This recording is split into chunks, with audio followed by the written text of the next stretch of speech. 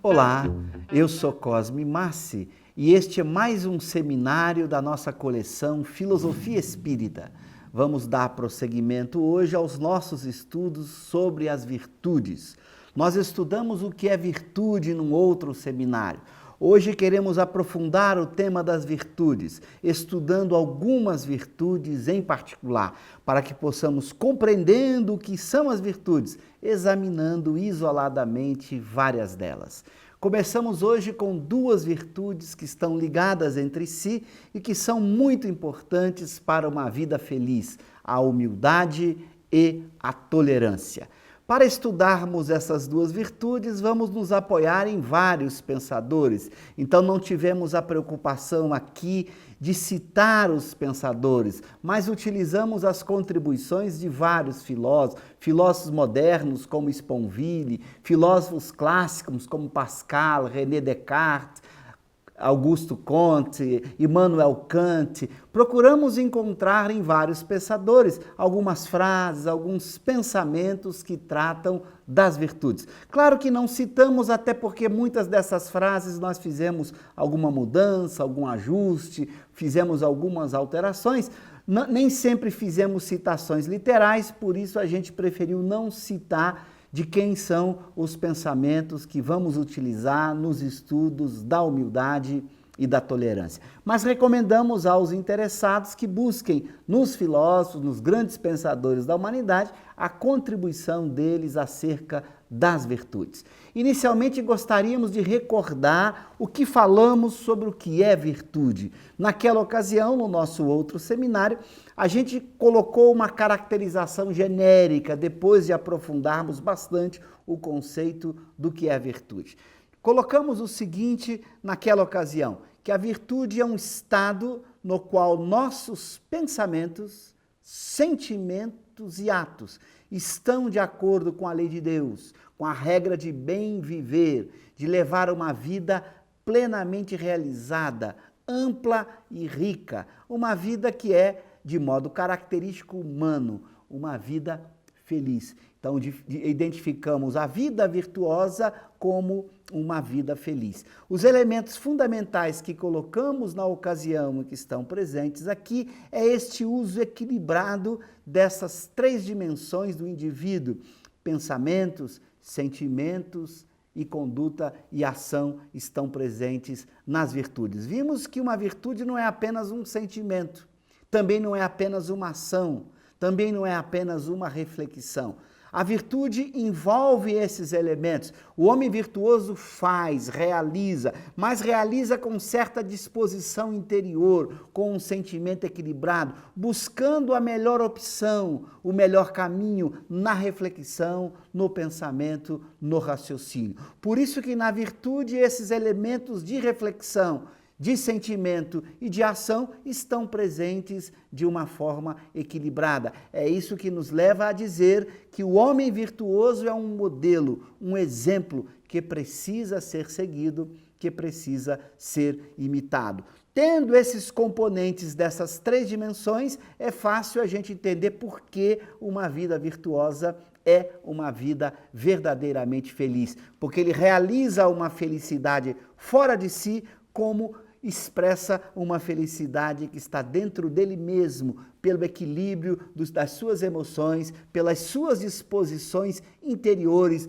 por uma vontade lúcida, uma vontade que realiza, que constrói. Então a virtude é o grande caminho para uma vida feliz. Por isso dizemos sempre, vida virtuosa é vida feliz. Então vamos agora, a partir dessas noções genéricas aqui em torno do que é virtude, entrarmos um pouquinho mais na compreensão de algumas virtudes em particular. Como dissemos, escolhemos duas virtudes para conversarmos hoje, neste nosso seminário. Vamos trabalhar inicialmente a humildade e depois trabalharemos uma virtude ligada à humildade que nós chamamos, que é conhecida como tolerância. Vejamos então como tratarmos a humildade. Nós escolhemos, como eu disse no começo, pequenas frases, pequenos textos que vão nos ajudar a compreender e aprofundar o conceito de humildade. Um pequeno texto inicial que nos ajuda a entender a própria etimologia da palavra humildade. A humildade, então, é a virtude caracterizada pela consciência das próprias limitações. Então, primeiro tem esse elemento de consciência, em que o humilde sabe exatamente dos seus limites, daquilo que ele é, por um lado, e daquilo que ele não é ou não é capaz, por outro lado. É esta consciência dos seus limites um elemento chave por trás da virtude da humildade. Por isso, esta palavra pode ser lida a partir da sua etimologia. A humildade vem aí do latim humus, filhos da terra, significa essa postura que tem o indivíduo de se colocar tal como ele é, o que ele representa, que gera nele essa consciência de sua própria limitação. Ele sabe exatamente o que ele é, sua origem simples, para que ele possa trabalhar a questão da humildade, sabendo exatamente os limites em que ele deve ser colocado.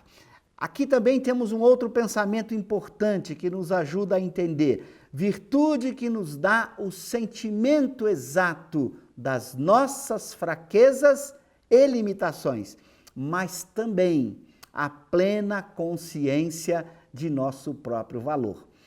Esta frase é importante porque ela nos ajuda a entender diferenças entre, por exemplo, aquilo que a gente chama de humildade e aquilo que costuma ser chamado de falsa modéstia ou de baixeza, em que o indivíduo apenas vê suas fraquezas, suas limitações, mas não enxerga o próprio valor. Na humildade é fundamental não apenas reconhecer os seus limites, no que diz respeito às suas fraquezas, às suas limitações, mas também reconhecer o próprio valor. De nada adianta reconhecer que não é tudo, mas também não descobrir em si mesmo que ele pode aquilo que ele é capaz. Por exemplo, quando Jesus é chamado de bom mestre pelos seus discípulos, ele recusa o título, mas ele aceita o título de mestre, não o título de bom. Bom, diz ele, só o Pai, mas eu sou o vosso mestre, a ninguém concedais tal prerrogativa. Então essa expressão do Cristo demonstra a sua humildade, reconhecendo o seu valor de educador, de mestre, daquele que conhecia a verdade, que sabia da lei e que podia passar as orientações acerca dessa lei. Então ele reconhece o seu valor, sabe das suas limitações. Ele não era Deus, então ele não se coloca como Deus. Ele era um espírito puro e perfeito que reconhecia com plena consciência o seu justo valor. Então, reconhecer o valor por um lado e saber das limitações ou das fraquezas pelo outro lado. Isso faz com que não se possa confundir, como eu disse, humildade com falsa modéstia ou com baixezas. Não é aquela pessoa que simplesmente olha para si com desdém, com desconsideração, olhando o seu lado frágil, mas também reconhece o seu lado forte, aquilo que ele é capaz de fazer.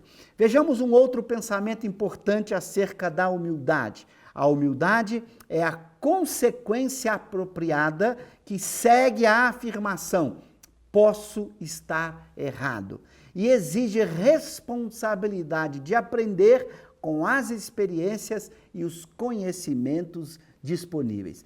Veja que expressão importante, que a gente deve usar sempre como marca para entender a humildade. Quando você incorpora na sua consciência essa expressão que aqui colocamos: posso estar errado. Esse sentimento, ou essa possibilidade aceita e consentida de que pode estar errado, faz com que você olhe a experiência alheia com atenção, que você preste atenção no outro, no ensinamento do outro, na experiência que o outro viveu, a aprender com aquelas pessoas que sabem mais, que adquiriram um grande conhecimento, uma grande experiência ao longo do tempo. Então, quando você incorpora esse espírito dado por esta expressão, posso estar errado, você observa melhor o mundo, você está mais apto para aprender. Nós sabemos da pedagogia que toda aprendizagem, para ser mais eficiente, exige essa postura do posso estar errado. É reconhecendo que você não sabe que você se torna apto para aprender, para adquirir experiência. Isso faz, como nós veremos, que a humildade seja oposta ao orgulho, porque o orgulho faz exatamente o contrário. O orgulho nos cega, nos impede de ver que podemos estar errados. Não coloca na gente esta possibilidade como aceitação de possibilidade de erro, mas nos faz ter a ilusão de que estamos sempre certos. Então, a humildade vai ter, por um lado, essa oposição ao orgulho, no momento em que eu seja capaz de incorporar esta expressão, posso estar errado. Então, a gente sempre recomenda, quando você tem dúvida de como você está avançando na conquista da humildade, observe bem o seu mundo interior. Veja se você presta atenção nos outros, se passa pela sua cabeça este pensamento, será que eu não estou errado? Será que eu não equivoquei aqui? Será que eu não fui exagerado ali? Se essas expressões não surgem no seu mundo íntimo, se você está sempre convencido demais, comece a desconfiar que talvez você esteja dominado pelo orgulho e que a humildade não está sendo construída por você ao longo da sua existência. Então é muito importante adotar sempre dentro de você este lema, diante de uma situação qualquer, ante o outro, ante a vida, tendo necessidade de tomar decisões, de fazer escolhas, de comentar, de falar, de expressar o seu ponto de vista, nunca deixe de pensar, posso estar errado. Você vai ouvir mais, falar menos. Vai prestar mais atenção no outro, vai aprender mais com a experiência alheia. Por isso a humildade é muito importante. Você aprende muito com o outro, com aquilo que o outro aprendeu, ganhando tempo, não precisando viver as dores da própria experiência. Você aproveita a experiência alheia. Então, essa expressão, posso estar errado, é essencial na compreensão da humildade. Vejamos agora outros pensamentos. Humildade, virtude que tempera e freia o ânimo a fim de não se elevar sem medida no culto das coisas mais altas. Aqui nós temos esse pensamento importante para a gente ir aos poucos compreendendo melhor essa virtude. Você, quando é humilde, você reconhece a necessidade de elevar-se, de buscar atingir a plenitude, de crescer, de progredir em todas as dimensões, na dimensão intelectual, na dimensão material, na dimensão moral. Mas você sempre fica preocupado de que, ao atingir patamares evolutivos, você sempre reconhece seus limites, suas limitações.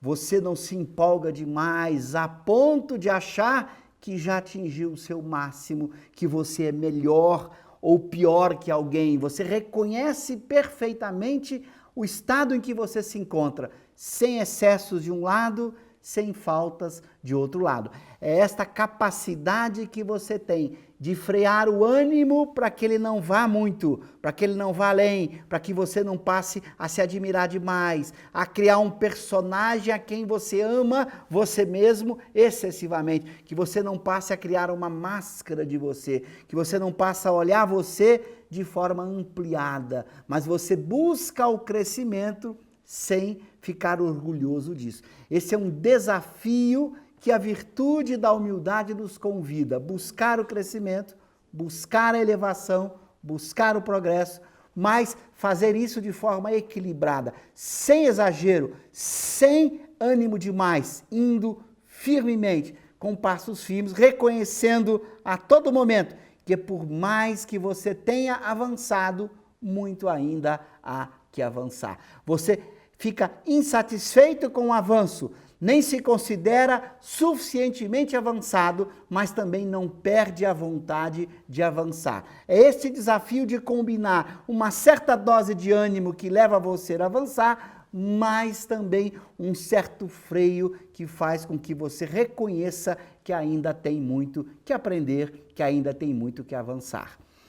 Vejamos um outro pensamento. A humildade está vinculada ao amor à verdade e a ele se submete. O homem humilde ama a verdade mais que a si mesmo. Veja que essa expressão é muito importante. A sua preocupação no campo do conhecimento, do aprendizado, quando você é humilde, é buscar a verdade, caminhar em direção a ela, sabendo dos seus limites quando a encontra. Então você vai amar a verdade, não a si próprio. Então você vai prestar atenção, porque pode ser que aquilo que você acha que é verdadeiro, não é verdadeiro. Você não prestou atenção, não compreendeu o argumento, não estudou com mais profundidade, não examinou os argumentos contrários. Então você não ama, não é a si próprio, você ama é a verdade. Então você aceita que está errado, você aceita que ainda não aprendeu com naturalidade. Então se alguém lhe convence do contrário, você aceita com tranquilidade. Se você ama mais a você do que a verdade, você fica tentando o tempo inteiro enfrentar, provar que o seu ponto de vista é correto. Você perde o equilíbrio nesse esforço de provar que está certo. Se você tem a humildade, você observa mais, você ama a verdade. Se você tiver que mudar o seu ponto de vista, aceitar uma outra proposta, alterar aquilo que você sempre acreditou, você não se incomoda com isso. Se alguém lhe prova, se alguém lhe demonstra que você estava errado, você vai aceitar com tranquilidade, com um sentimento de paz, sem revolta, sem brigar, sem se sentir incomodado. Por quê? Porque o seu amor é a verdade. Então você gosta até quando alguém prove para você que você está errado, que você está equivocado. Então, ante a verdade, a atitude do humilde é aquele que se submete a ela com naturalidade, que não fica tentando construir a própria verdade ou impor a própria verdade, mas busca a verdade independentemente de onde ela vier. Você não precisa ser o pai da criança, o autor daquilo. Você busca a verdade, quer venha de você, quer venha do seu raciocínio, quer venha de outra pessoa. A sua preocupação é com a verdade e não de onde ela possa surgir. Vejamos agora um outro conceito ligado a este que nós estamos discutindo da humildade ligado ao conhecimento. A humildade não é a ignorância do que somos, mas, ao contrário, conhecimento ou reconhecimento de tudo o que não somos. Veja que por este lado, a humildade se relaciona num certo sentido com a ignorância, porque ela não é a ignorância do que eu sou. O indivíduo humilde não é aquele que ignora o que é. Não é isto. É aquele indivíduo que sabe exatamente aquilo que não é. Porque ao saber o que não é, ele busca aprender, ele busca conquistar. Então você vai estudar a si próprio para descobrir em que precisa avançar, em que precisa progredir, que vícios precisa enfrentar, que verdades ainda tem que aprender. Ou seja, você olha para si para conhecer exatamente aquilo que você precisa fazer para melhorar. Então, o olhar do humilde é um olhar diferente, é um olhar de quem quer aprender e aprender sempre acima de todas as coisas. Então, não é a ignorância do que eu sou, como às vezes se pensa. Ah, eu não sei o que eu sou, por isso eu sou humilde. De forma nenhuma. Quem não sabe o que é, está se conhecendo muito pouco. Você deve se dedicar a reconhecer exatamente aquilo que você é. Este é um convite que a virtude da humildade nos faz. Vejamos ainda mais alguns pensamentos. Com humildade, pode-se afirmar: uma das coisas mais valiosas da vida é a arte de pôr em prática os conhecimentos e as experiências dos outros. Com esse texto queremos realçar a importância de aprendermos com a experiência alheia, a importância de aprendermos com o conhecimento dos outros. Isso é muito fácil falar, mas a maioria de nós, muitas vezes, precisamos viver a própria experiência para aprender. Quantos pais orientam os seus filhos e costumam ouvir dos filhos um certo desdém? Não prestam muita atenção, não ligam para depois aprenderem com a própria experiência, para voltar e dizer para o pai, o senhor estava certo, o senhor tinha razão. Quanto tempo perderam para conquistar a partir da própria experiência? Não souberam olhar o outro, aprender com o outro. Tiveram que percorrer os mesmos erros, seguir as mesmas trilhas de equívocos para só mais tarde aprender. Quanto tempo se passou quando a gente só aprende com a experiência própria? Então, o indivíduo humilde observa mais o outro, como aprender com ele, como fazer uso dessa experiência. Ele reconhece que o outro aprendeu e procura usar essa experiência, esse aprendizagem na própria vida. E isso é muito difícil de fazer, porque a gente tem esse orgulho de querer ser autônomo. E para a gente a autonomia é fazer o que quer, é fazer da forma que quer, é agir da forma que quer, sem aprender. A gente acaba depois, com a dor e com o sofrimento, vivendo e aprendendo. Com isso, a gente demora muito. Percursos que poderiam ser realizados em curto espaço de tempo, muitas vezes a gente demora algumas vidas para aprender, porque nós não observamos aquilo que outras pessoas aprenderam. Então, é esta arte, como diz o texto, de você pôr em prática os conhecimentos e as experiências dos outros. Não basta simplesmente ouvir superficialmente, prestar atenção. É importante botar em prática aquilo que os outros já aprenderam. Bom, temos também a seguinte expressão: habitualmente, os mais generosos são os mais humildes. E a humildade virtuosa é constituída somente da reflexão que fazemos a respeito da fraqueza de nossa natureza e a respeito das faltas que podemos ter cometido. Primeiramente, observemos essa expressão: os mais generosos, em geral, são os mais humildes. Lembrando que a generosidade, como já comentamos no nosso outro seminário, é aquela virtude que está entre a avareza, aquele que acumula bens, e a prodigalidade, aqueles que dão os bens irrefletidamente, que distribuem sem pensar, sem refletir. O generoso sabe o que faz com o seu patrimônio, sabe o que faz com seus bens. Não os acumula para si simplesmente, mas os distribui de uma forma equilibrada. Então, esse generoso, ele é mais humilde. Por quê? Porque ele reconhece que não é todo-poderoso, que precisa dos outros, que de alguma maneira, nesse distribuir os seus bens, ele faz com que o bem maior cresça, ele reconhece, portanto, que ele precisa dessas outras pessoas,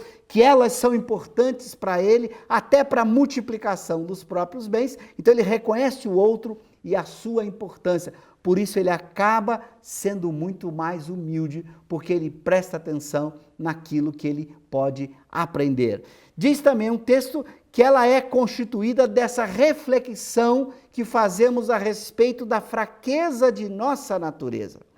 Todos nós, como espíritos, precisamos ter esta clareza. Nós somos espíritos imperfeitos, que ao longo de muitas existências conquistamos vícios, adquirimos uma série de desequilíbrios no plano do sentimento, no plano da conduta, muitas crenças equivocadas.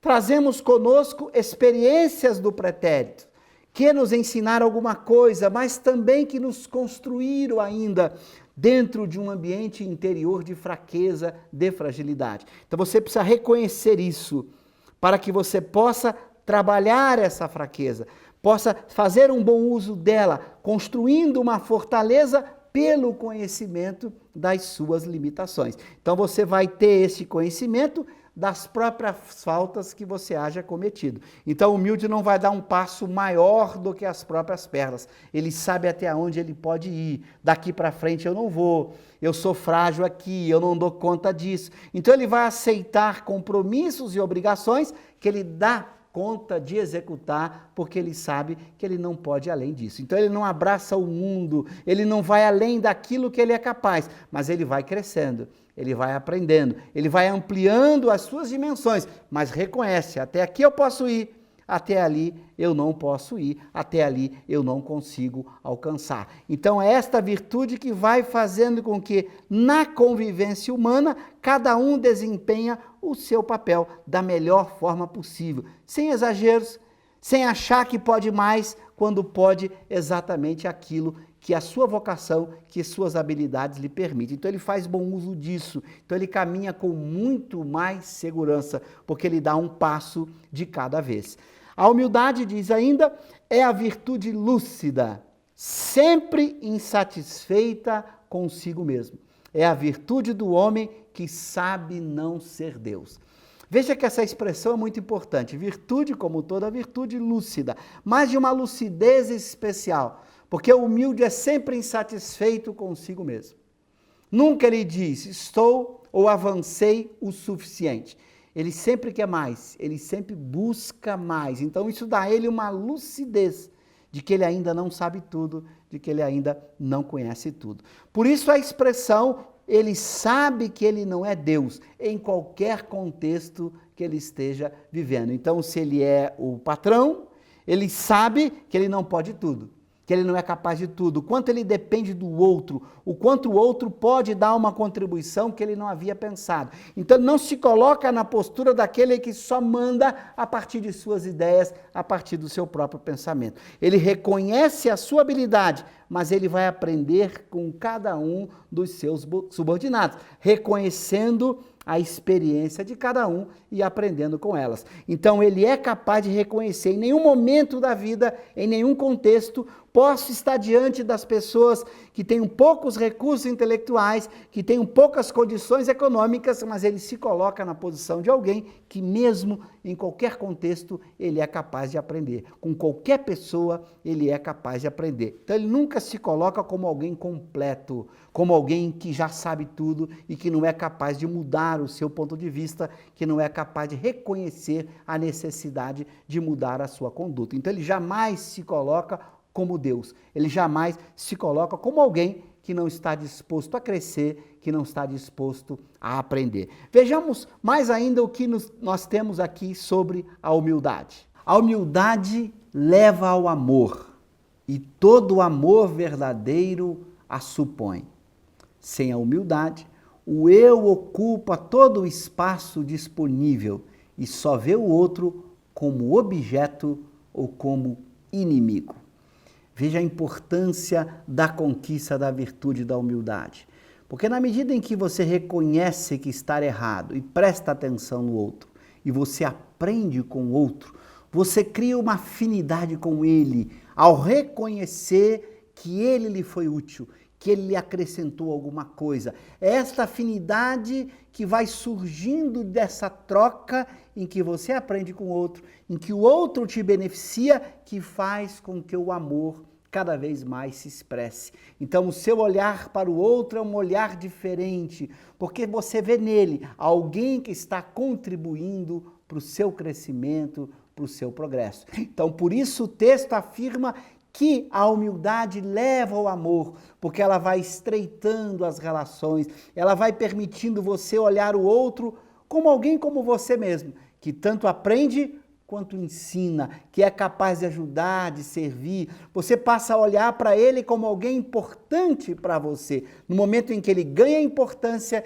em que ele lhe faz o bem, você desenvolve este sentimento de amor, que é esta ligação ao bem, a valorização de algo bom, de algo que lhe faz bem. Então o amor vai nascendo e sendo construído pela própria prática da humildade. Veja a importância desta virtude, levando a um sentimento especial de amor pelo outro, qualquer que seja esse outro. Mas não é apenas o amor interesseiro, porque é um amor muito mais amplo, porque o indivíduo humilde reconhece que ele aprende com qualquer um, que qualquer um pode dar uma contribuição importante para o seu crescimento. Então ele cria um amor incondicional, que não depende da pessoa, se é um parente, se é um amigo, se é um estranho. Ele se descobre aprendendo com qualquer pessoa, qualquer que seja a sua classe social, qualquer que seja a sua posição na vida. Então ele passa a ter esse sentimento de apreço que redunda num amor incondicional na medida em que ele vai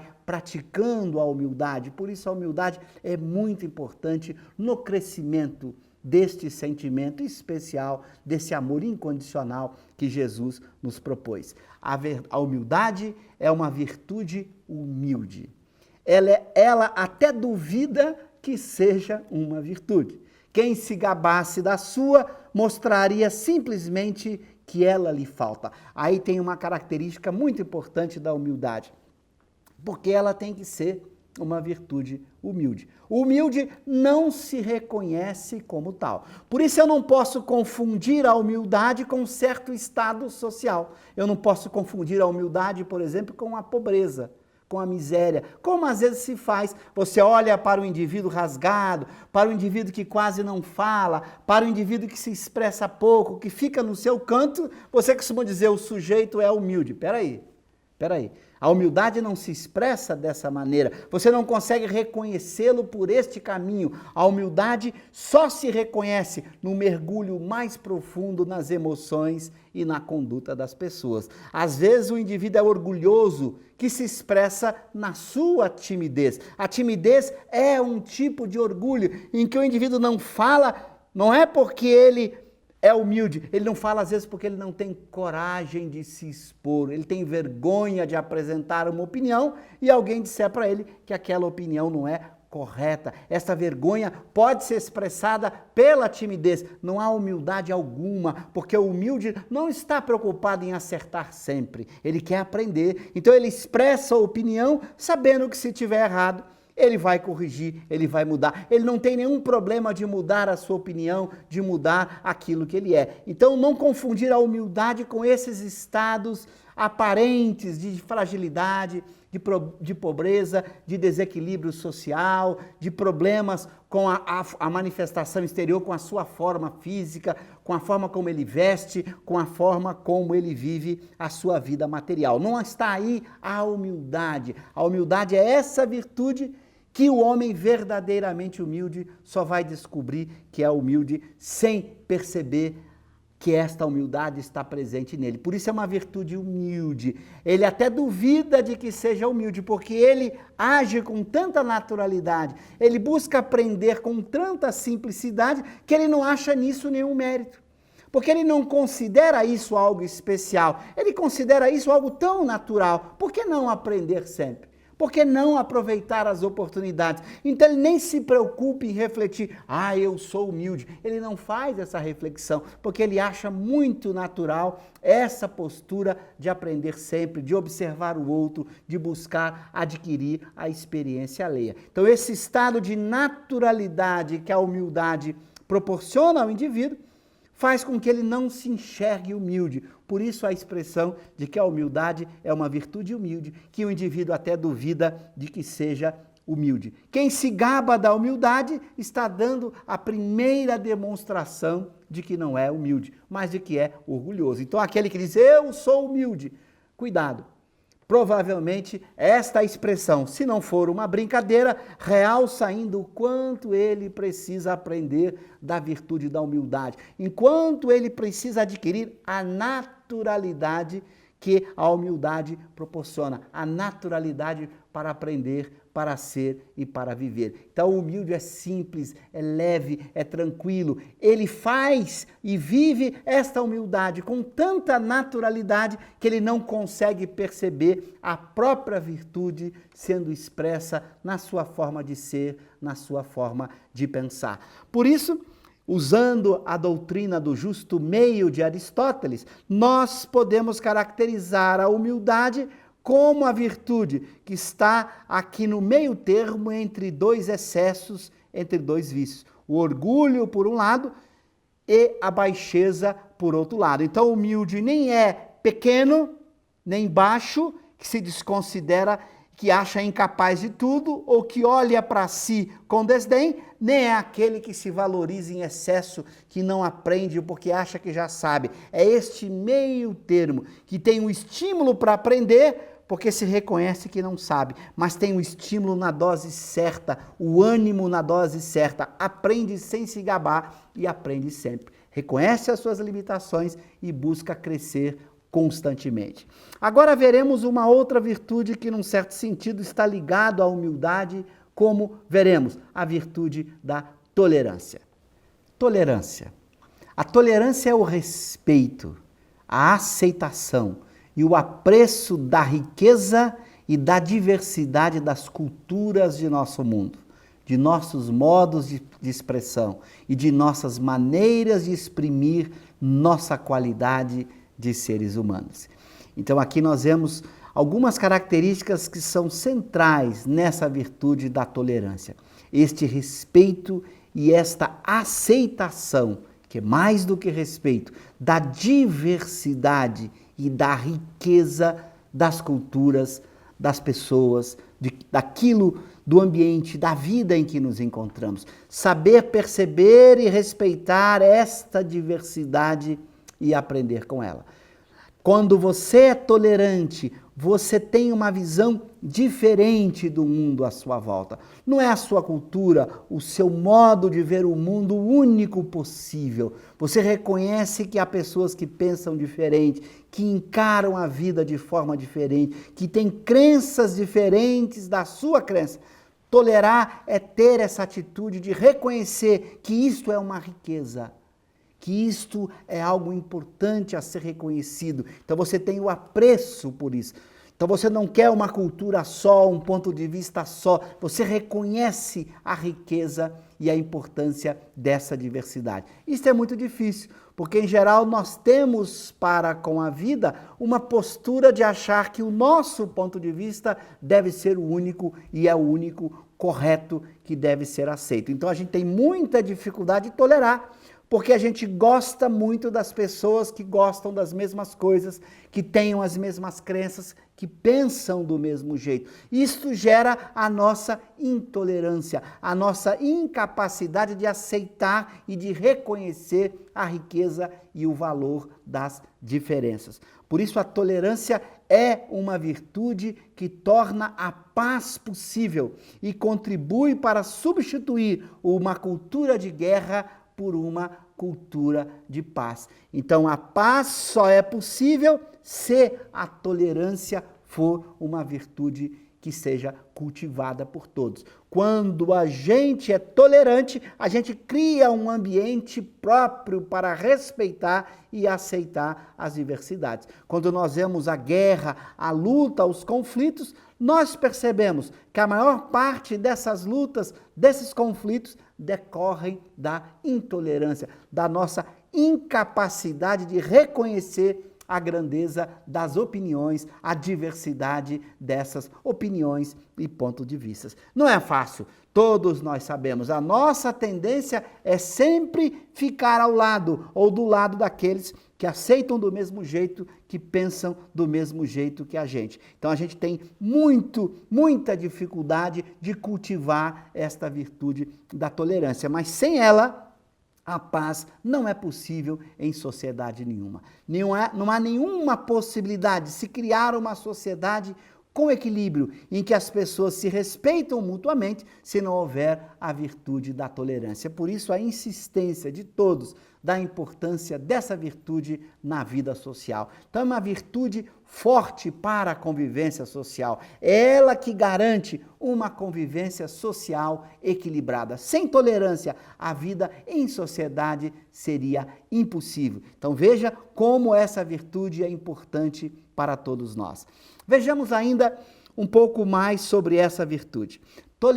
A tolerância é fomentada pelo conhecimento, a abertura de espírito, a comunicação e a liberdade de pensamento, de consciência e de crença. Para que você possa fomentar essa virtude da tolerância nas nossas crianças, nos nossos jovens, é muito importante o papel do conhecimento, da liberdade de expressão, da liberdade de consciência, da comunicação, da interação, para que na vida social você descubra que há outras pessoas que têm diferenças, que pensam diferentes, que se comportam diferentes, que são capazes de produzir expressões diferentes da sua. Na medida em que você vai reconhecendo isso pela própria interação social, você se descobre, puxa, As pessoas são diferentes e não há nada de mal nisso. Tem ideias diferentes, pensamentos diferentes e é possível conviver harmoniosamente nesse ambiente de diferenças culturais, de diferenças pessoais. Descobrir isso é um trabalho do processo educativo, em que na escola, na família, nós vamos fomentando em nossas crianças, pelo conhecimento, pela experiência que a comunicação propicia, esse tipo de percepção da riqueza e da diversidade que é a cultura humana. A tolerância é a harmonia na diferença. Não só é um dever de ordem ética, é igualmente uma necessidade política e jurídica. Veja a importância da tolerância. É ela que harmoniza as diferenças. Você é capaz de perceber que a diferença não é o problema. O problema não está na diferença. O problema está em saber como fazer com que essas diferenças se toquem sem se ferir. De que maneira a diferença pode existir sem criar o conflito e a guerra. Descobrir isso é o trabalho da virtude da tolerância, estabelecendo a harmonia num ambiente de diversidade de opiniões, de crenças e de culturas. Por isso ela não é só um dever de ordem ética, que a gente tem que pregar, que a gente tem que estimular em todos, como um dever que deve ser aceito, que deve ser introjetado na personalidade das nossas crianças, dos nossos jovens, desde cedo. Achar isso e reconhecer que a tolerância é um dever que deve ser conquistado a todo preço, para que ele se sinta na auto-obrigação de ser tolerante, para que ele se sinta motivado para praticar a tolerância, porque é um dever que ele não pode abrir mão. Mas não é apenas um dever na ordem ética, como o texto diz, mas uma necessidade política e jurídica. No ambiente político e jurídico de uma sociedade, se não houver tolerância, não é possível harmonia, porque as diferenças estão presentes nos grupos sociais, naqueles que nos representam. Então, esse ambiente de tolerância permite que a legislação que é construída dê oportunidade para as diferenças, gerando esta harmonia social que nós todos desejamos. Então, só com a tolerância, o ambiente jurídico e político se mantém de forma harmoniosa, de forma pacífica. Uma democracia só é possível se a tolerância estiver presente. É com a tolerância que a democracia se aperfeiçoa, se aprimora e pode garantir um ambiente político propício para a construção de uma sociedade cada vez mais feliz. Então, ajudar os nossos jovens, as nossas crianças desde cedo, pelo conhecimento, pela convivência, pela interação social, descobrir a importância da tolerância como virtude que deve ser cultivada se nós desejamos uma vida social mais justa, mais equilibrada e em paz. Veja o quanto a tolerância é importante para todos nós. Em consonância ao respeito dos direitos humanos, praticar a tolerância não significa tolerar a injustiça social, nem renunciar às próprias convicções, nem fazer concessões a respeito. Nós caminhamos agora para o que a gente chama os limites da tolerância. Compreender a tolerância significa saber até onde vão também os seus limites. Não é tolerar tudo. Quando se prega a tolerância, como o texto coloca, eu não vou tolerar a injustiça social, eu vou combatê-la com as armas que forem necessárias e que respeitam a liberdade, a construção coletiva, que respeite a diferença. Respeitar a diferença, garantir que a diferença continue existindo em clima de liberdade e de paz, não significa tolerar tudo. Então nós vamos trabalhar para combater a injustiça social, usando da legislação, daquelas armas adequadas na construção de uma sociedade mais justa, socialmente falando. Então não é tolerar tudo, não é renunciar às próprias convicções, porque se eu estou convencido de que aquilo é melhor para uma vida social, eu devo defender a minha convicção, mas lembrando o respeito que eu devo também à convicção alheia. Não é abandonar as próprias convicções, mas é reconhecer, e aí a tolerância toca na humildade, que a minha convicção pode não ser melhor ou pode não estar tão adequada quanto a convicção do outro. É estar preparado também para reconhecer os limites da própria convicção, defendê-la, mas está preparado a observar a convicção alheia com respeito e talvez como uma oportunidade para ajustes nas próprias convicções. E nem fazer, como o texto diz, concessões a respeito. Eu não vou conceder, eu não vou tolerar que a injustiça social cresça, se alastre e se desenvolva. A injustiça social para o tolerante é um problema que ele deve enfrentar, que ele deve combater. A prática da tolerância significa que toda pessoa tem a livre escolha de suas convicções e aceita que o outro desfrute da mesma liberdade. Veja, o indivíduo sabe que ele deve livremente escolher as próprias convicções e que deve ser dada essa liberdade a ele, mas também ao outro. Então ele reconhece que aquilo que ele considera um direito para si, deve ser também um direito para o outro. Então ele não pode olhar os seus direitos sem olhar na mesma medida, da mesma forma, os direitos do outro. Então ele reconhece a importância de se dar a ele liberdade para escolher as próprias convicções, mas reconhece que esse direito também é o outro, que poderá ter a mesma liberdade de adotar outras convicções diferentes da sua. Então, ter esta prática constante de liberdade e de respeito às diferenças e ao pensamento alheio. Significa aceitar o fato de que os seres humanos, que se caracterizam naturalmente pela diversidade de seu aspecto físico, de sua situação, de seu modo de expressar-se, de seus comportamentos e de seus valores, têm o direito de viver em paz e de ser tais como são. Significa também que ninguém deve impor suas opiniões a outrem. É por isso que em O Livro dos Espíritos, na pergunta 843, os Espíritos vão dizer a Kardec: a convicção não se impõe.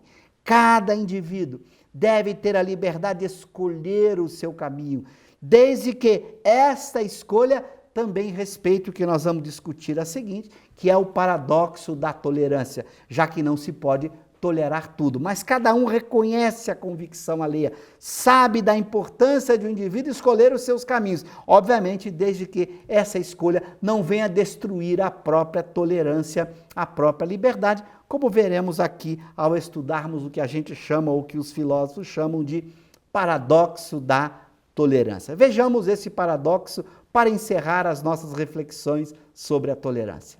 Enfim, toda intolerância tende ao totalitarismo. Ser intolerante é manter uma atitude de ódio sistemático e de agressividade irracional com relação a indivíduos e grupos específicos, a sua maneira de ser, a seu estilo de vida e as suas crenças e convicções. Veja como a intolerância é perigosíssima, porque ela cria no indivíduo essa atitude de ódio sistemático, o que a gente encontra nas lutas raciais, nos conflitos sociais e humanos ao longo de toda a história da humanidade, mostrando o quanto a tolerância fez e faz falta ao ser humano. Ser intolerante é ter esse ódio sistemático, a maneira de ser do indivíduo, ao seu estilo de vida, às suas crenças, uma agressividade totalmente irracional, porque a gente não percebe que as diferenças de crenças, de maneira de ser, de estilo de vida, não causam problemas para a felicidade de todos. Muito pelo contrário, essas diferenças tornam a vida mais especial, mais agradável, mais bela, pela diversidade, multiplicidade de crenças, de convicções que a tolerância propicia. Então, quando você descobre a beleza na diversidade, a harmonia que é possível nas diferenças, você percebe o quanto é fundamental cultivarmos a tolerância. Então, um indivíduo tolerante, mesmo tendo que enfrentar no paradoxo da tolerância a injustiça social, o horror, ele o faz sem ódio, porque combater não nos obriga necessariamente a odiar. O ódio é um sentimento irracional, um sentimento que nos leva a uma conduta irracional, um sentimento que não tem um fundamento para a sua sustentação. Então ele deve ser evitado, deve ser abandonado. Quem combate deve combater sem guardar o sentimento de ódio em seu coração, mesmo quando aplicar o paradoxo da tolerância, em que eu me obrigo a combater a injustiça social, a combater o horror, a combater a violência, a agressividade, mesmo nesses casos, eu vou combater com tolerância, sem ódio, sem rancor, guardando o equilíbrio nesse combate, buscando sempre estabelecer um clima de paz que só a tolerância propicia. Então, ser tolerante é uma garantia para uma vida social feliz, justa e equilibrada no reino humano, que é o reino das diferenças, é o reino em que as pessoas têm toda a liberdade de pensar diferente, de ter seus estilos de vida, seus costumes diferentes. Então, a tolerância é fundamental para uma vida social. Então, de certa forma, a tolerância decorre da humildade, porque o indivíduo que é humilde reconhece que quer aprender e não há ambiente mais propício para a aprendizagem do que as diferenças, levando da humildade à tolerância para que a vida social seja uma vida verdadeiramente feliz para todos, não apenas para alguns. Então, que a gente possa mergulhar também nos textos kardecianos, estudando a humildade, a tolerância nas mais diversas obras que encontramos da filosofia e da filosofia espírita. Muito obrigado a todos e bons estudos das virtudes.